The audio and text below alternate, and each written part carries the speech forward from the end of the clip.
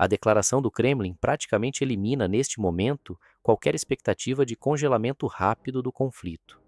Ao condicionar um cessar-fogo permanente à retirada total das forças ucranianas das áreas disputadas do Donbass, Moscou sinaliza que sua estratégia atual não está focada em administrar uma pausa temporária, mas em consolidar objetivos militares e políticos de longo prazo.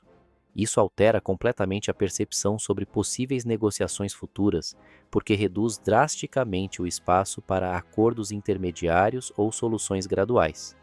Ao mesmo tempo, a forma como essa mensagem foi divulgada possui forte componente de pressão psicológica.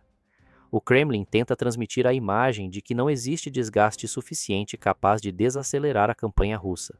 Pelo contrário, a narrativa construída por Moscou busca demonstrar continuidade operacional, capacidade industrial ativa e disposição para sustentar uma guerra prolongada mesmo diante das sanções econômicas e do apoio militar ocidental à Ucrânia. Nesse contexto, o uso de armamentos avançados ganha importância simbólica além do valor puramente militar. A exposição do caça Su-57, associada ao emprego de mísseis hipersônicos de longo alcance, funciona também como demonstração tecnológica direcionada tanto ao público interno quanto às potências da OTAN.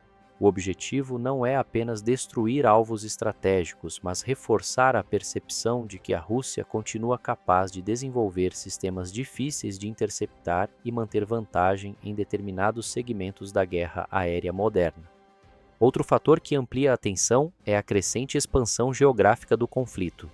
Enquanto a linha de frente permanece concentrada no leste e sul da Ucrânia, ameaças envolvendo ataques de drones contra regiões profundas do território russo aumentam a sensação de que a guerra entrou em uma fase menos previsível. Declarações sugerindo possíveis ofensivas contra a infraestrutura localizada além dos Urais elevam o grau de preocupação do aparato de segurança russo, principalmente porque indicam tentativa de ampliar o custo interno do conflito para Moscou. Além disso, a guerra moderna passou a incorporar dimensões híbridas cada vez mais complexas. O campo de batalha já não depende exclusivamente de blindados, infantaria e artilharia convencional.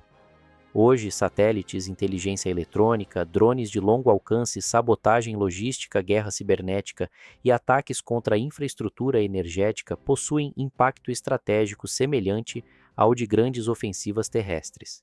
Isso obriga ambos os lados a dispersar recursos constantemente entre defesa territorial, proteção industrial e manutenção das cadeias logísticas.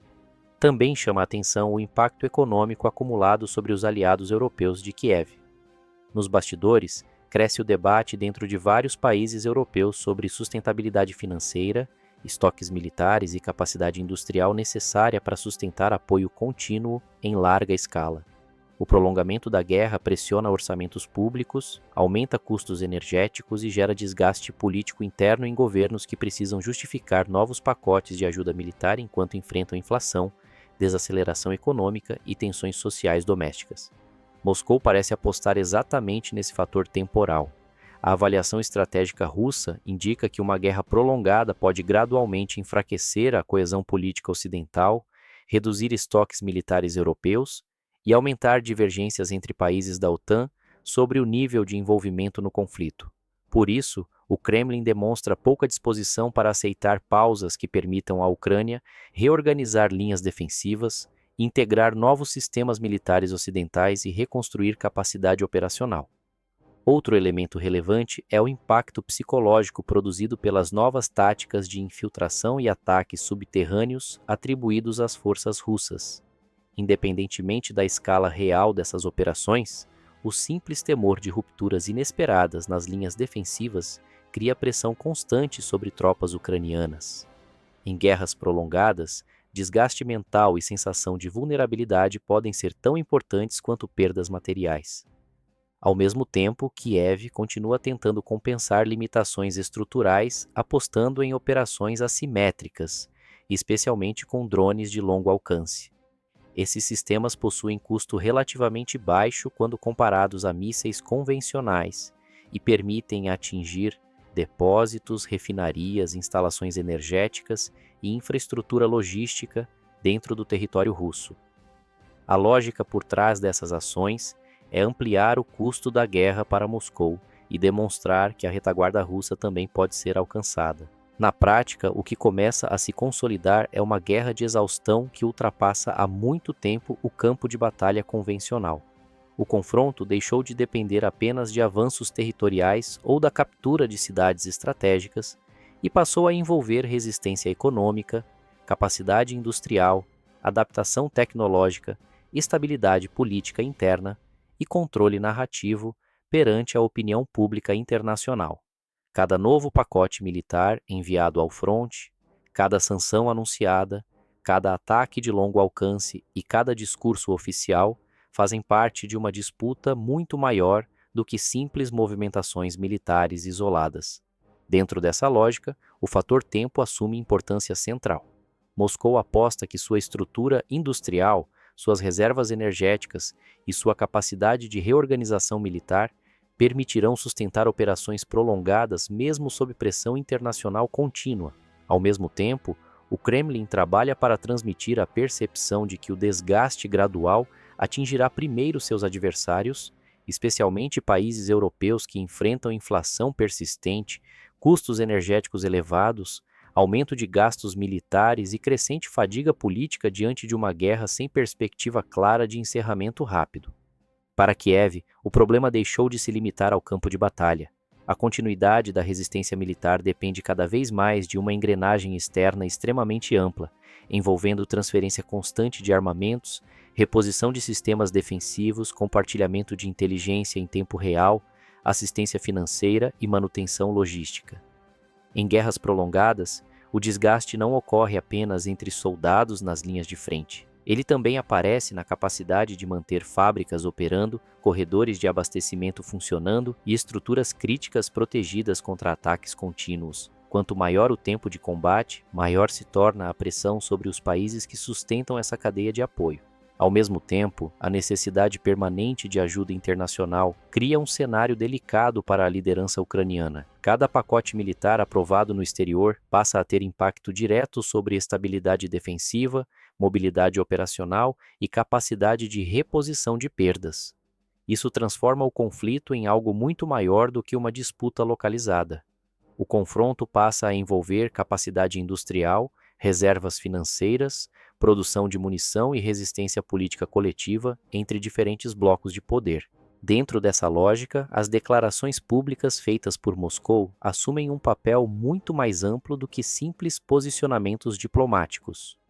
O discurso oficial russo funciona como mecanismo de pressão estratégica, tentativa de moldar percepções internacionais e ferramenta de mobilização interna. Quando autoridades do Kremlin descartam qualquer possibilidade de cessar fogo sem mudanças profundas no controle territorial, o recado vai além do aspecto militar. A intenção também é transmitir imagem de firmeza, demonstrar disposição para uma campanha prolongada e enfraquecer expectativas de acordos rápidos patrocinados por potências externas. Paralelamente, a narrativa russa vem sendo construída para apresentar a guerra como parte de um confronto muito mais abrangente. Em vez de enquadrar o conflito apenas como uma disputa regional, Moscou procura vinculá-lo diretamente à expansão da influência militar ocidental, ao avanço da OTAN no leste europeu e ao equilíbrio global de poder. Essa abordagem possui enorme utilidade política dentro da Rússia, porque ajuda a consolidar apoio interno, justificar aumento dos gastos militares e sustentar um discurso de resistência nacional diante de pressões econômicas internacionais. Outro fator decisivo é que os conflitos modernos deixaram de ocorrer em apenas uma dimensão. O combate terrestre continua importante, mas agora divide espaço com disputas aéreas, ataques contra a infraestrutura energética, operações cibernéticas, guerra eletrônica, sabotagens logísticas e campanhas permanentes de informação. Sistemas de comunicação, redes elétricas, satélites, centros de comando e até percepção pública passaram a fazer parte do próprio teatro de guerra. Em muitos casos, afetar moral social e confiança institucional pode gerar impactos tão relevantes quanto ganhos territoriais imediatos. Essa transformação obriga ambos os lados a manter processos contínuos de adaptação.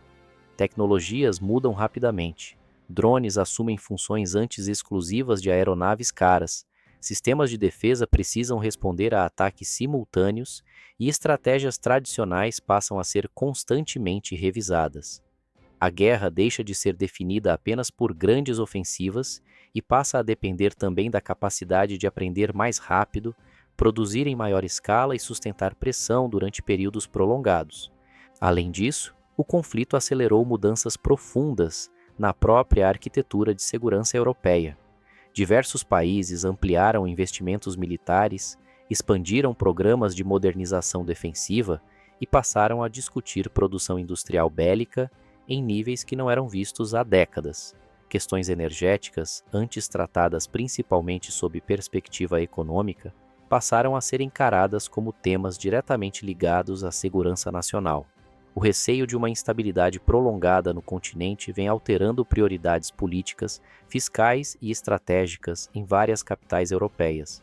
Enquanto isso, Moscou tenta demonstrar que as sanções econômicas, restrições comerciais e tentativas de isolamento internacional não foram suficientes para interromper sua capacidade de sustentar operações militares contínuas. A liderança russa busca transmitir a ideia de resiliência econômica e adaptação industrial, reforçando a percepção de que o país ainda possui capacidade de prolongar o confronto por tempo indeterminado, caso considere necessário.